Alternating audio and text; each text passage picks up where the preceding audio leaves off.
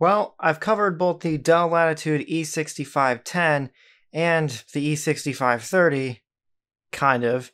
Now it's time to take a look at the other Latitude E-Series PC I have, the Dell Latitude E6420, a business class computer from 2012. I used to have a Latitude E6520 many years ago, and so that's kind of why I took this thing in, because I wanted something else kind of like it. This PC appeared to be in pretty good condition when I got it. I should mention I got this thing for free from somebody who may or may not be watching this channel, I don't know. The only problem with it is the palm rest appeared to be kind of deteriorating since it used a rubber coating, but other than that, the machine was in pretty good condition. It just needed to be kind of cleaned up a little bit. This was before I got those other E-Series laptops. This was about a year ago I got this thing now. As far as ports on the machine go, on the left side of the laptop we have a USB port, VGA port, combination headphone and microphone jack, the cooling vent, smart card slot, and the slot for the hard drive. On the right side of the machine we have a combination eSATA USB port along with two more USB ports, the wireless switch, express card slot, which still has a blank in it, and a DVD-RW drive. And on the back of the laptop we have the HDMI port, Kensington lock slot, blanking port for a modem, which isn't equipped on this one, the charging port, and gigabit Ethernet. On the lid of the laptop we have the power indicator and charge indicator LEDs instead of them being on like the side or something. And on the bottom of the laptop we have a 60 watt-hour battery that kind of sucks. It also has a docking base connector, some vents for the heatsink, and the spots where the rubber feet once were. That's the other thing this thing is missing. Now this laptop is fairly easy to get at the internals. There's a total of 7 screws that are holding the bottom cover in. So it's a little harder than the E6510 that was just held in by a single one. But after all of these screws are removed, the bottom cover lifts off to get access to pretty much everything.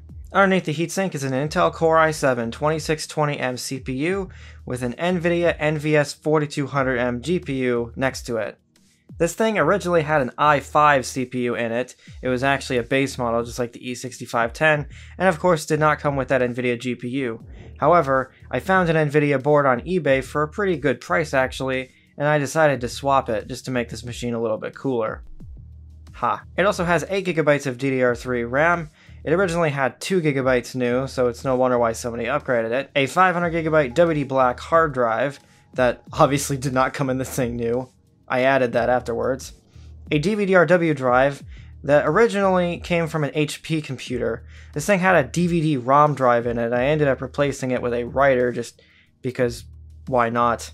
It also has a working CMOS battery, which is kind of a bonus in these since this is the only one of these I have that actually has a working CMOS battery. It also has a Dell Broadcom wireless card, which kind of sucks, and a spot to add a cellular card thingy in case you need 3G.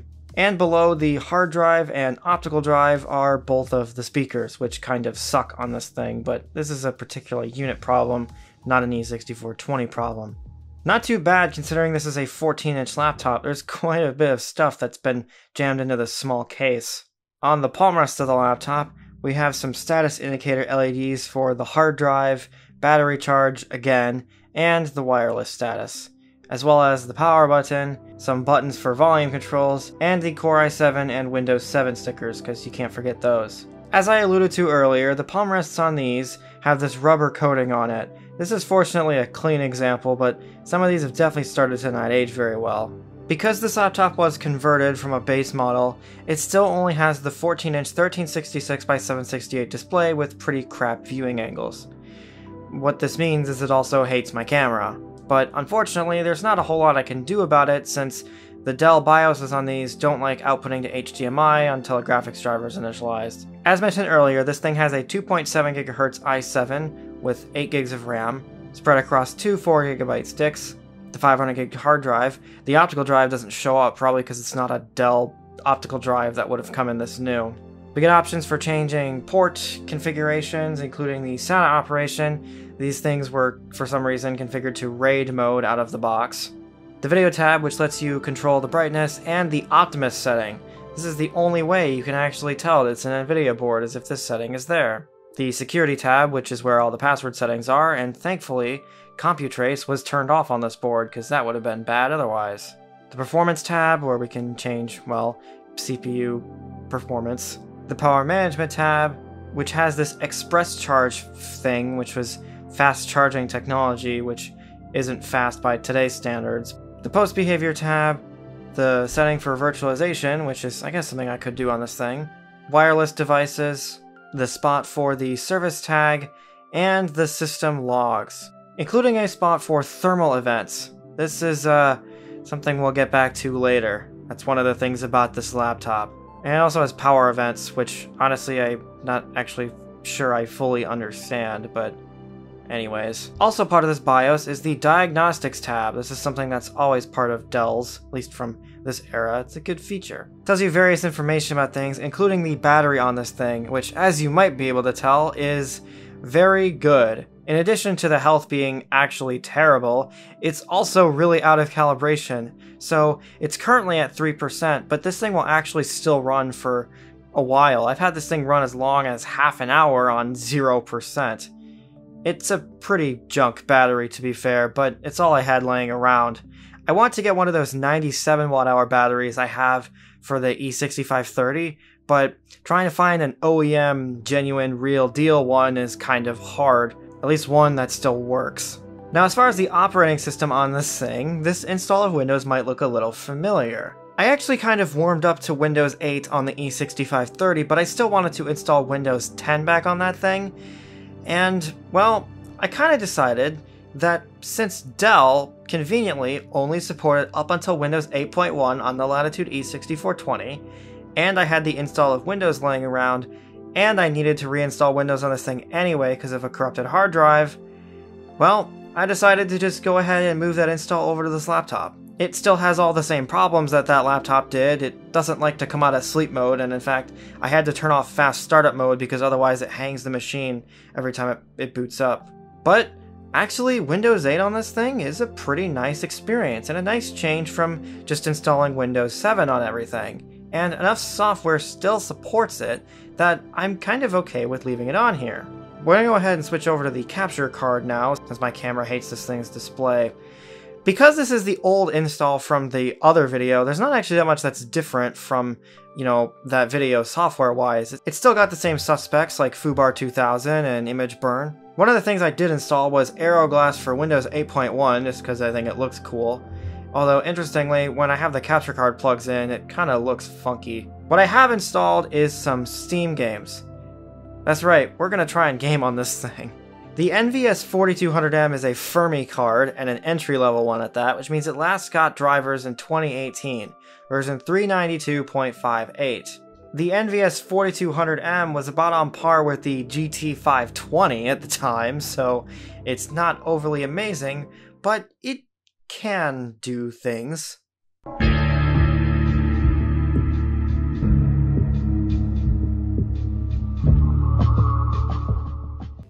One of the things we can do is open a portal to hell by playing Portal on this thing. This is a game from 2007 and it's a source game, so it runs. It's not amazing, but it does run. I installed MSI Afterburner on this thing to kind of get an idea of the temperatures of this thing, but weirdly, this is when I noticed that, strangely, the GPU temperature just wasn't being picked up by Afterburner. The GPU temperature is picked up, however, in actual MSI Afterburner, not on the overlay, and I think that kind of speaks a lot about how this thing does.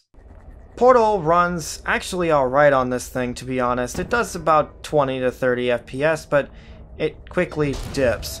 During this, the CPU temperatures actually aren't too bad. They aren't really getting above 60. I think the real problem of this thing is the GPU temperatures, which are getting easily over 100. Portal 2 also runs on this computer with, slightly lower frame rates, about 20 FPS. Turning the settings down can get a few more frames. These settings are basically what the game thinks this computer can do, and it's more high settings. I think if the settings get turned down, this computer probably could play games like these just fine. Just out of curiosity, I tried the beta version of MSI Afterburner just to see if that made a difference, and while I was at it, I also downloaded CPU ID Hardware Monitor, just to get some actual temperature information, and the temps are about what I expected, frankly. The beta version of MSI Afterburner didn't change anything, unfortunately. I also tried BeamNG Drive, which is a game I got to work on the E6520, so I was hoping maybe by some chance it would work, even though it needs a way better computer than this one. But no, unfortunately, it didn't even attempt to work at all. I also have this golf game on here, which I can't actually play because I don't have friends. Just like Portal, it runs, but again, it's only getting about 20 FPS or so. To be fair, this is a game from 2020, and does need a little more power than what the NVS 4200M can provide, but still, it can do it. And that seems to be the sentiment with games on this computer in general, not just these games that I've picked out of my library that I know how they run. I would try some more stuff on here, but I think you're kind of starting to understand, a bit of how this thing performs. It was an entry-level GPU, it just wasn't meant for gaming, so understandably most games are just gonna struggle on this thing in general. And when the frame rates aren't bad, the thermals are bad. Hell, even the undisputed champ had problems on this thing, which is very surprising because, well, I literally played this on the E6530 and it worked just fine. So I'm kind of wondering if maybe there's a driver issue going on somewhere, because I tried installing the latest NVIDIA drivers for this thing, and it had some problems. The big problem with this computer is, well, the thermals. This GPU is insane thermally, even compared to the 5200M, which seems to be a revised version of this chip. I ran The Sims 3 on this computer just because it was a game from the time, and it just shut the computer off every time I tried to play it. But again, that's kind of to be expected. This laptop wasn't meant for this type of thing. What it was meant to do was basic, boring things. As I did in the last video, I still have Office 2013 on this computer, so you can do Office things with it. Unlike the trackpad, the keyboard on this thing actually isn't half bad at all, although I would like to get a backlight one just because, it's cool. Unfortunately, other than that, I don't really have a whole lot to show on this install of Windows. It's kind of a lot of the same that I covered in that one video.